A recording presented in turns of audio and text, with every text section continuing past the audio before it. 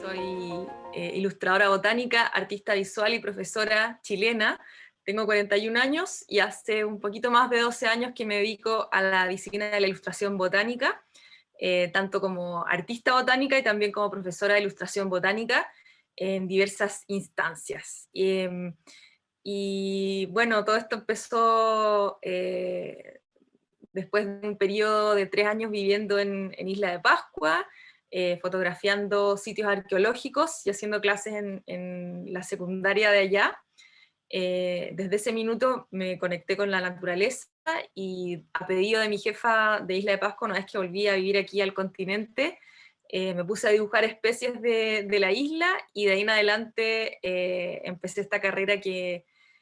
me ha llevado a lugares muy increíbles, muy maravillosos y sobre todo a conocer gente muy interesante. La verdad es que esta experiencia en terreno, viendo piedras, viendo el paisaje, empezando a leer en términos de paisaje arqueológico, poder ver las casas, los poblados que empezaban a aparecer mientras nosotros hacíamos la investigación, eso me ayudó a salir un poco de toda esta tendencia que estaba en la universidad, ya a encontrarme con las cosas que a mí me gustaban, que tenían más que ver con una como actitud contemplativa hacia el mundo natural, de observación, de entender el paisaje, entender las especies que allí habitaban, las historias.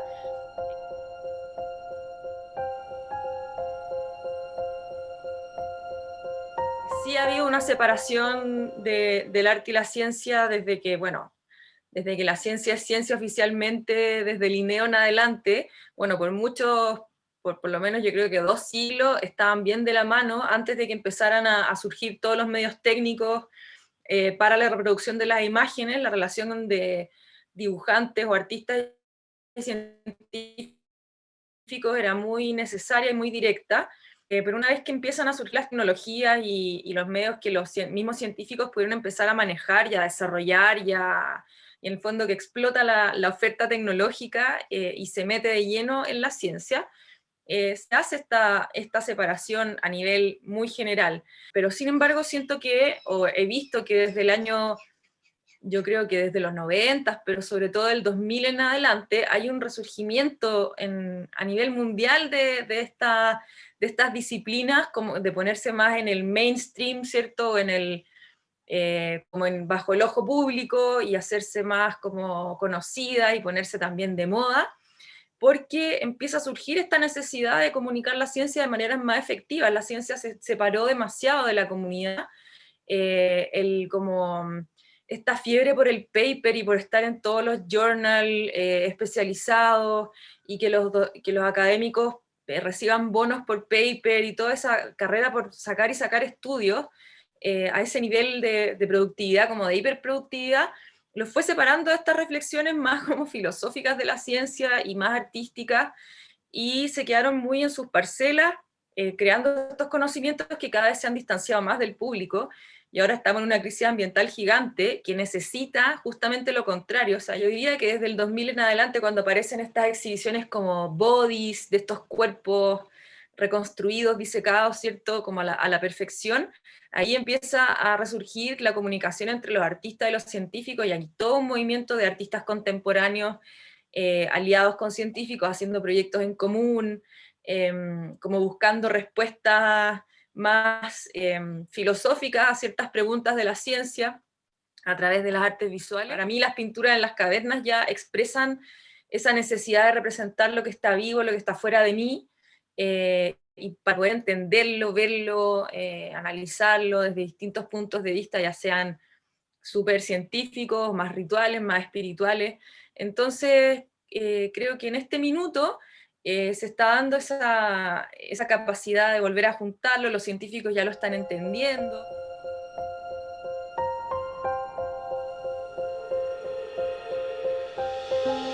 Bajo mi punto de vista, es eso, es ese espacio entre medio donde estas dos disciplinas empiezan a interactuar y se crea un producto que tiene un poco de cada una, pero que no es ninguna en concreto. Por ejemplo, es como lo que uno siente cuando es ilustrador y no es científica, digamos. Yo no soy científica, pero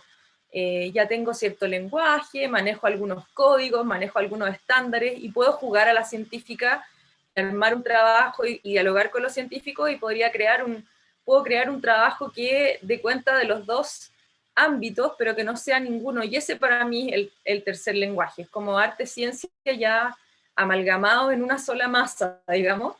y que ya dispara otras asociaciones, tiene otros resultados, y no pretende como ser ni el uno ni el otro, da lo mismo. O sea,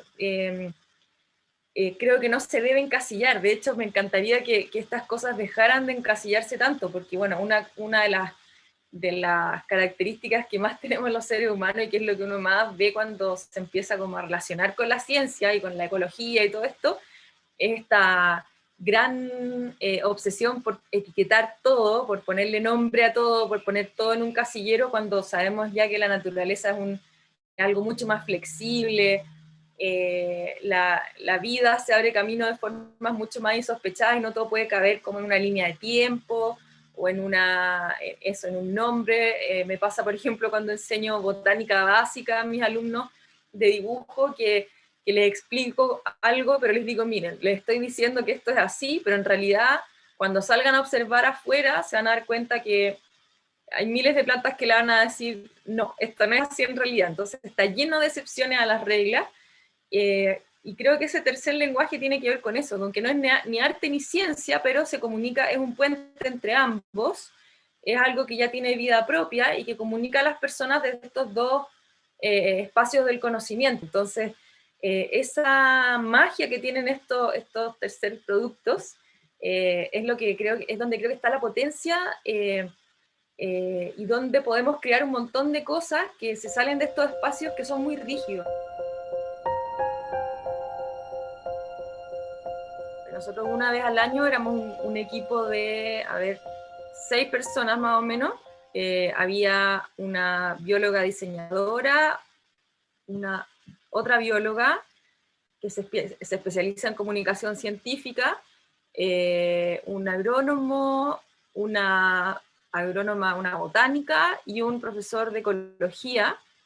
y otra bióloga que era como la que manejaba la logística desde acá de Santiago. Nosotros una vez al año viajábamos a la isla de Chiloé, acá en el sur de Chile, a la Senda Darwin, que es una estación biológica que es privada y que también está en asociación con la Universidad Católica, que es donde yo estudié. Y es un predio grande que tiene dentro de su espacio varios ecosistemas que son propios de la isla de Chiloé. Y el año 2015, un grupo de las chicas que trabajaban ahí me llamaron para que hiciéramos un curso de ilustración botánica allá en la Senda. Entonces la idea era llevar a personas al lugar, quedarnos ahí más o menos 10 días y hacer clases de ilustración botánica. Pero como el grupo era un grupo grande, multidisciplinario, la idea era que no fuera solo dibujo botánico, sino también enseñar ecología, botánica, y en el fondo enseñar del ecosistema que estábamos visitando, y que fuera un trabajo muy inmersivo. Ahí fue cuando vimos esa capacidad que hay de unir los temas y transformarlo en esto otro nuevo, que es esa conversación muy abierta y muy creativa, donde no hay, da lo mismo quién sea uno, porque puede opinar de todo, y nadie como que le dice a nadie, ay, eso está mal, porque no sé qué, sino que sin juicios, eh, con mucha apertura mental, y sobre todo con muchas ganas de conocer y de entender los procesos naturales y de mostrarlos desde un punto de vista personal. Entonces también hay una cuestión que es bonita porque es colectivo. O sea, estamos en un diálogo colectivo y como creciendo en conjunto, pero también hay mucha introspección personal. Yo creo que estos temas del arte y la ciencia, cuando se unen, ayudan a las personas a reflexionar también sobre sí mismos, pero no desde ese punto como más narcisista que tiene el arte cuando está solo, digamos, porque al estar mirando la naturaleza, otras especies, otras cosas, fuera de nosotros, podemos empatizar mucho más con el medio, conectarnos con nuestra infancia, con el lado afectivo también que nos une al mundo natural. No sé, para mí de verdad que fue una de las experiencias más positivas que he tenido en mi vida, fue realmente fantástico.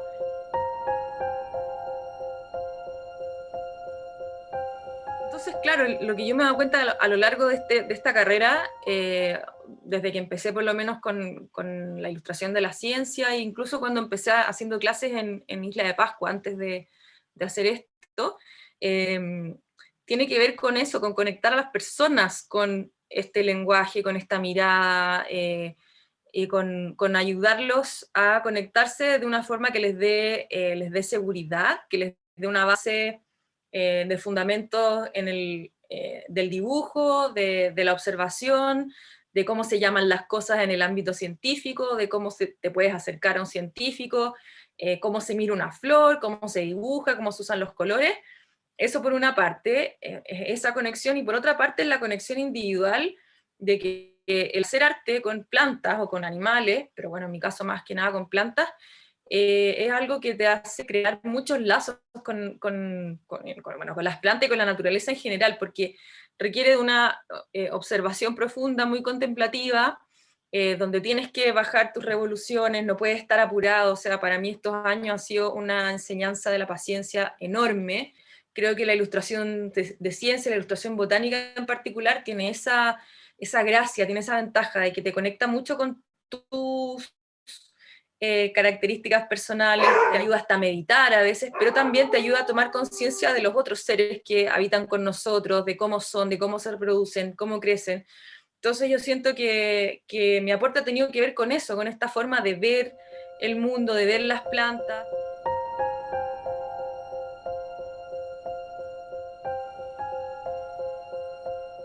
Ahora siento que estamos en o sea, sin duda que estamos en una etapa muy difícil en todo el mundo, en todos los países del mundo. Ahora nadie se salva, ¿cierto? Ya no podemos decir, los de allá están mejor que los de acá, porque estamos todos metidos en un mismo saco como humanidad. Eh, He estado leyendo también muchas publicaciones sobre cómo va el cambio climático y las extinciones, y la verdad es que eso está muy acelerado, muy desbordado. Entonces, mi lado como menos optimista sabe que las décadas que vienen no van a ser nada fáciles, y que tenemos que estar preparados, ¿cierto? Y en el fondo encontrar formas de, por un lado, colaborar, y por otro lado también poder sostenernos espiritualmente mientras todo esto pasa, ¿cierto? Entonces, creo que acercarse a estas disciplinas que unen el arte y la ciencia, ya sea desde cualquier técnica. Hay gente que está haciendo bordado de plantas, bordado de animales, escultura, todas estas disciplinas que nos acercan, o literatura también, por ejemplo, poesía, a, a unir estos lenguajes de la ciencia y el arte, o de la naturaleza, la ecología y la expresión personal, son muy buenos para ayudarnos a mantenernos cuerdos en este tren de cosas que están pasando, que están aconteciendo.